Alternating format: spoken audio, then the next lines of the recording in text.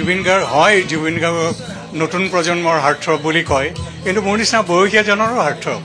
তেওঁৰ মাতত আমি আমাৰ অসমখন বিচাৰি পাওঁ, অসমৰ মাত কথা বিচাৰি পাওঁ, সুৰবিলাকত আমাক নিজকে বিচাৰি পোৱাৰ নিচিনা লাগে কথাবিলাকত।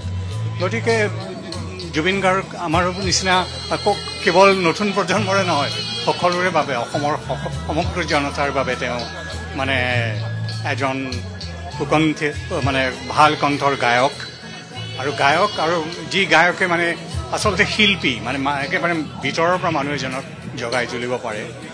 সেইকাৰণেই বোধ কৰোঁ এতিয়া কালি যেতিয়া ঢুকুৱাৰ খবৰ পাইছোঁ, মই গুৱাহাটীৰ বা ৰাজপথত ইয়াত মই খোজকাঢ়ি ফুৰিছোঁ, মই তেতিয়া দেখিবলৈ পাইছোঁ যে যিখিনি মানুহ আছে তেওঁলোকৰ মনত কি এটা মানে বুজাব নোৱাৰা দুখ এটা সকলোৰে।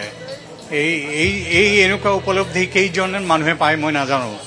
গতিকে জুবিন গাৰ্গৰ মানে মই ভাবোঁ যে জুবিন গাৰ্গ সদায় আমাৰ মাজত জীয়াই থাকিব। মানে মইতো কওঁ তেওঁ এনেকুৱা একোৰা জুই, যি কুৰা জুই সদায় জ্বলি থাকিব, কেতিয়া কাহানিও নুনুমাই, আমাৰ বুকুত একদম পোহৰ দি থাকিব বন্তিৰ নিচিনাকৈ।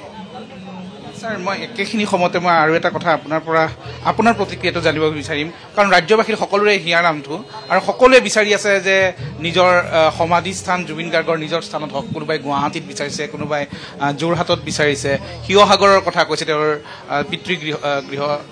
আপোনাৰ ছাৰ এতিয়া এই কথাটো মই তেনেকুৱাকৈ কাৰো পক্ষ নলওঁ, কিন্তু মই কওঁ যে যিখিনি মানুহ আছে তেওঁলোকে সকলোৱে সমূহীয়াভাৱে কথা পাতি এইটোৰ সিদ্ধান্ত ল'ব লাগে, কাৰণ সেইটোৱে বাদ।